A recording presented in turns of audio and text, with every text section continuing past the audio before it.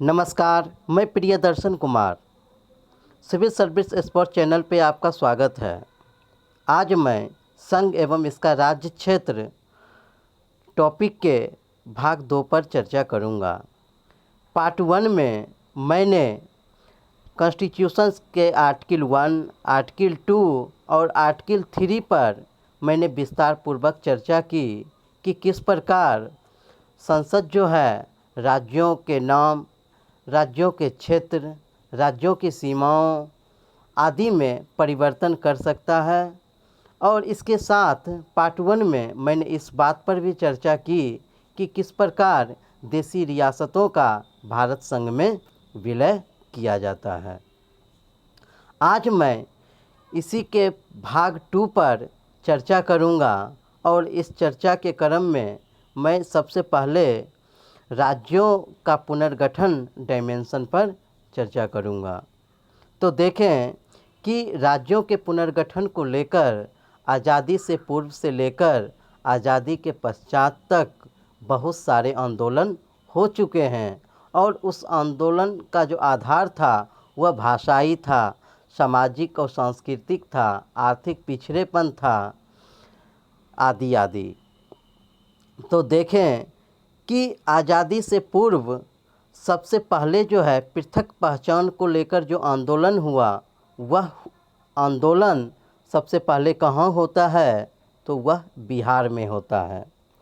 बिहार जो था वह पहले 1912 से पूर्व बंगाल प्रेसिडेंसी के अंतर्गत आता था, लेकिन आंदोलन के परिणाम स्वरूप जो है बंगाल प्रेसिडेंसी से 1912 ईस्वी में बिहार को अलग प्रांत का दर्जा दिया जाता है। उसके बाद देखें कि भाषाई आधार पर जो है सर्वप्रथम 1936 में आंदोलन उड़ीसा में शुरू होता है और उस आंदोलन के परिणाम स्वरूप बिहार से उड़ीसा को अलग करके एक नए राज्य का निर्माण किया जाता है। और आज़ादी पूर्व ही देखें तो धार्मिक आधार पर भी प्रांतों राज्यों का निर्माण किया गया है। तो धार्मिक आधार पर मुस्लिम बहुल प्रांत के रूप में सिंध एवं पश्चिमी सीमा प्रांत का निर्माण किया गया। और किस आधार पर किया गया तो धार्मिक आधार पर। अगर आज़ादी के पश्चात की अगर हम बात करें तो आज़ादी के बाद भी जो है राज्यों के पुनर्गठन को लेकर जो है वह आंदोलन समाप्त नहीं होता है। और उसी आंदोलन को देखते हुए भारत सरकार द्वारा सर्वप्रथम जो है 1948 में एस.के. धर आयोग का गठन किया जाता है। और एस.के. धर आयोग जो है वह अपनी रिपोर्ट दिसंबर 1948 में प्रस्तुत करते हैं। एस.के. धर आयोग अपने रिपोर्ट में सुझाव दिया कि राज्यों का गठन जो है वह भाषा के आधार पर बजाय प्रशासनिक सुविधा के आधार पर किया जाए। इसके पीछे जो उन्होंने कारण बताया वह कारण यह था कि अगर भाषा के आधार पर राज्यों का पुनर्गठन किया जाता है तो उस स्थिति में राष्ट्र की एकता और अखंडता के सामने जो है वह खतरा उत्पन्न हो सकता है। राष्ट्र की एकता और अखंडता पर क्या है, खतरा उत्पन्न हो सकता है। और इस प्रकार जो है एस.के. धर आयोग ने भाषा की बजाय प्रशासनिक सुविधा को राज्यों के पुनर्गठन का आधार बनाने की बात की। लेकिन जैसे ही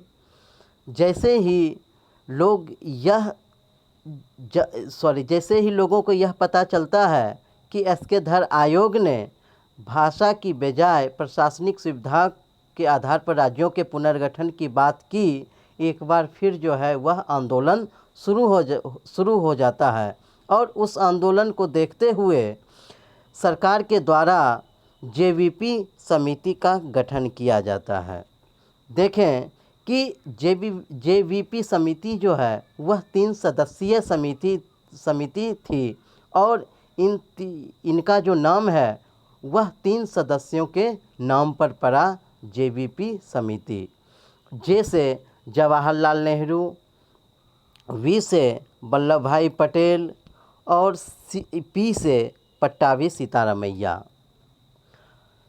अब इस समिति ने धर आयोग द्वारा भाषा के आधार पर राज्यों के पुनर्गठन पर असहमति जताने के बाद जो पूरे देश में आंदोलन खड़ा हो गया था, जिसके परिणाम स्वरूप कांग्रेस द्वारा इस समिति का गठन किया गया। इस समिति ने अपनी रिपोर्ट जो है वह 1949 में प्रस्तुत की और समिति ने कहा कि भाषा के आधार पर राज्यों का निर्माण नहीं किया जाना चाहिए, अर्थात भाषा के आधार पर राज्यों के निर्माण का उन्होंने विरोध किया।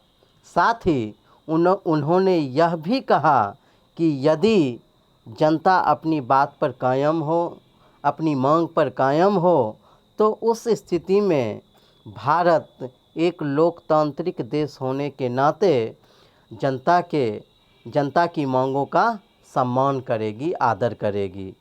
और जैसे ही थोड़ा सा इनको आभास मिलता है कि भाषा के आधार पर राज्यों का पुनर्गठन किया जा सकता है, आंदोलन और जोर पकड़ लेती है।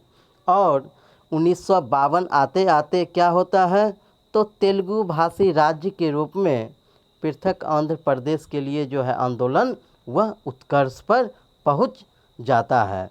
और 1952 ईस्वी में श्री रामल्लू का जो है भूख हड़ताल के कारण मृत्यु हो जाती है और श्री रामल्लू की मृत्यु ने जो है वह आग में घी का काम किया और आंदोलन जो है और भी उग्र हो जाता है। और आंदोलन की उग्रता को देखते हुए सरकार ने 1953 में पृथक आंध्र प्रदेश राज्य के गठन की घोषणा की। इस प्रकार भाषाई आधार पर गठन होने वाला प्रथम राज्य कौन था, तो आंध्र प्रदेश था। इसे ध्यान में रखें क्योंकि अक्सर यह जो है प्रश्न पूछा जाता है कि भाषाई आधार पर गठन होने वाला प्रथम राज्य कौन सा था, तो कौन सा था, तो आंध्र प्रदेश। और देखें कि आंध्र प्रदेश के निर्माण के साथ ही 1953 में एक 3 सदस्यीय भाषाई राज्य पुनर्गठन आयोग का गठन किया जाता है और यह आयोग भी 3 सदस्यीय थी और इनके अध्यक्ष जो थे वह पूर्व न्यायाधीश फजल अली एवं 2 अन्य सदस्य हृदयनाथ कुंजरू और के.एम. पनिक्कर थे। इस आयोग ने अपनी रिपोर्ट 1955 में प्रस्तुत की। अब है कि भाषाई राज्य पुनर्गठन आयोग ने जिसने अपनी रिपोर्ट 1955 में प्रस्तुत की सरकार के सामने, उसमें क्या क्या प्रावधान, क्या क्या उनके द्वारा सुझाव दिया गया था। तो देखें, इनका पहला जो सुझाव था वह था कि राज्यों के पुनर्गठन हेतु भाषा को मुख्य आधार बनाया जाना चाहिए, लेकिन एक राज्य एक भाषा के सिद्धांत को इन्होंने अस्वीकार कर दिया। एक राज्य एक भाषा के सिद्धांत को इन्होंने क्या किया, अस्वीकार कर दिया और कहा कि राज्यों के पुनर्गठन में राष्ट्र की एकता और अखंडता को ध्यान में रखा जाना चाहिए। इनका दूसरा सुझाव था कि राष्ट्र की एकता को ध्यान में रखते हुए राज्यों के पुनर्गठन में राष्ट्रीय सुरक्षा, वित्तीय स्थिति, आर्थिक स्थिति और प्रशासनिक स्थिति को ध्यान में रखा जाना चाहिए। इसके सुझाव के एक एक पॉइंट को ध्यान में रखें, प्री में भी पूछ सकता है और मेंस में भी पूछ सकता है।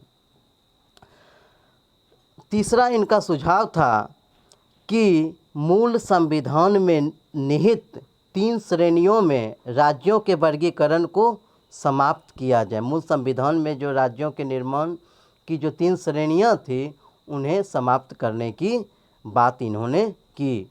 और आगे इन्होंने कहा कि 16 राज्यों और 3 केंद्र शासित प्रदेशों अंडमान निकोबार, दिल्ली और मणिपुर का पुनर्गठन किया जाए। आगे उन्होंने कहा कि उपरोक्त दो केंद्र शासित प्रदेशों को छोड़कर अंडमान निकोबार और दिल्ली को छोड़कर भाग सी और भाग डी के शेष सभी रियासतों को सीमावर्ती राज्यों में मिलाने का सुझाव दिया।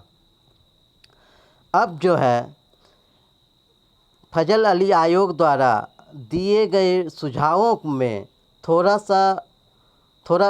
सा परिवर्तन करते हुए 1 नवंबर 1956 में 7वें संविधान संशोधन द्वारा 14 राज्य और 6 केंद्र शासित प्रदेशों का निर्माण किया जाता है। ठीक है। और आगे है कि 1956 के बाद नए राज्यों के निर्माण में तेजी आ जाती है। ठीक है। उसके बाद भाषाई, सांस्कृतिक, भौगोलिक, सामाजिक, आर्थिक और प्रशासनिक सहूलियत के आधार पर नए नए राज्यों का निर्माण किया जाता है। और इसमें देखें तो सर्वप्रथम जो है 1956 के बाद किन राज्यों का निर्माण किया जाता है, तो पहला है महाराष्ट्र एवं गुजरात का। इन राज्यों का जो निर्माण भी है वह किसके आधार पर किया जाता है, तो भाषाई और सांस्कृतिक आधार पर। देखें कि आज़ादी से पूर्व जो था वह पूरा भारत जो है वह 3 प्रेसिडेंसी में बटे हुए थे। चेन्नई प्रेसिडेंसी, बम्बई प्रेसिडेंसी और कोलकाता प्रेसिडेंसी। तो बम्बई प्रेसिडेंसी को जो है विभाजित कर 2 नए राज्यों का निर्माण किया गया। मराठी भाषा के रूप में महाराष्ट्र का निर्माण और गुजराती भाषा के रूप में गुजरात का निर्माण। तो इन राज्यों का भी जो निर्माण है वह कहीं न कहीं भाषाई और सांस्कृतिक आधार पर ही किया गया। उसके बाद दादर और नागर हवेली 1961। देखें कि 1954 से पूर्व तक दादरा और नागर हवेली पर जो है वह पुर्तगाली का शासन था, लेकिन 1954 में स्वतंत्र होने के पश्चात यहाँ के लोगों के द्वारा ही स्वयं से चुने गए प्रशासकों द्वारा शासन चलाया जाता रहा। लेकिन 1961 के बाद 10वें संविधान संशोधन द्वारा दादरा और नागर हवेली को संघ राज्य का दर्जा दिया गया। उसके बाद आता है गोवा, दमन और दीव 1961। इसे 1961 में पुलिस कार्रवाई के द्वारा जो है भारत संघ में शामिल किया जाता है। और 12वें संविधान संशोधन 1962 द्वारा इसे संघ शासित प्रदेश का दर्जा दिया गया। और आगे चलकर 1987 में गोवा को पूर्ण राज्य का दर्जा दे दिया जाता है। उसके बाद देखें पुडुचेरी 1954। तो पुडुचेरी पर फ्रांस का नियंत्रण था। 1954 में फ्रांस ने पुडुचेरी भारत को सौंप दिया और 14वें संविधान संशोधन 1962 द्वारा इसे संघ शासित प्रदेश का दर्जा दिया जाता है। आगे है नागालैंड 1963। 16वें संविधान संशोधन द्वारा नागा पहाड़ियों और या नागा पहाड़ियों कहें या नागा जनजातियों, ठीक है, तो नागा पहाड़ियों और असम के तोइनसान क्षेत्रों को मिलाकर एक नए राज्य का निर्माण किया जाता है, वह है नागालैंड। अब है हरियाणा, चंडीगढ़ और हिमाचल प्रदेश। 1966 में शाह आयोग की सिफारिश पर, इस आयोग का नाम ध्यान में रखें, 1966 में 1966 में शाह आयोग की सिफारिश पर पंजाबी भाषी के लिए पंजाब और हिंदी भाषी के लिए हरियाणा का निर्माण किया जाता है। पहाड़ी राज्य हिमाचल प्रदेश को केंद्र शासित प्रदेश घोषित किया गया, जिसे आगे चलकर 1971 में पूर्ण राज्य का दर्जा दिया जाता है। उसके बाद है मणिपुर, त्रिपुरा और मेघालय। तो 1971 में पूर्वोत्तर भारत में एक राजनीतिक परिवर्तन देखने को मिलता है और उन्हीं परिवर्तनों के परिणाम स्वरूप मणिपुर, त्रिपुरा और मेघालय राज्यों को, जो कि पहले संघ राज्य क्षेत्र के अर्ध स्वायत्त क्षेत्र था, उसे संघ राज्य क्षेत्र के बाद उसे पूर्ण राज्य का दर्जा दे दिया जाता है। उसके बाद देखें सिक्किम। 1947 में आज़ादी के बाद भारत द्वारा जो है सिक्किम को अर्ध स्वायत्त राज्य का दर्जा दिया गया, अर्थात संचार, रक्षा और विदेश मामले को छोड़कर सारी शक्तियां जो है वहाँ के शासक जो वहाँ के राजा थे उनको जो है शासन करने के लिए दे दिया गया। लेकिन 1974 में सिक्किम के जो राजा हैं उन्होंने भारत के साथ अपने राज्यों के विलय की इच्छा जताई और इसके परिणाम स्वरूप संसद द्वारा 35वें संविधान संशोधन द्वारा सिक्किम को संबद्ध राज्य का दर्जा दिया जाता है। बाद में 36वें संविधान संशोधन 1975 द्वारा सिक्किम को पूर्ण राज्य का दर्जा दे दिया गया और इस प्रकार जो है सिक्किम भारत का 22वां राज्य हुआ। उसके बाद मिजोरम, अरुणाचल प्रदेश और गोवा का नंबर आता है। 1972 में अरुणाचल प्रदेश और मिजोरम को केंद्र शासित प्रदेश का दर्जा दिया गया और 1986 में मिजोरम अधिनियम और अरुणाचल प्रदेश अधिनियम के तहत दोनों राज्यों को पूर्ण राज्य का दर्जा दे दिया गया, जो 1987 को प्रभावी हुआ। 1987 में राज्य पुनर्गठन आयोग के द्वारा गोवा को पूर्ण राज्य का दर्जा दिया जाता है। इस प्रकार मिजोरम, अरुणाचल प्रदेश और गोवा क्रमशः 23वें, 24वें और 25वें राज्य के रूप में अस्तित्व में आए। अब है उत्तर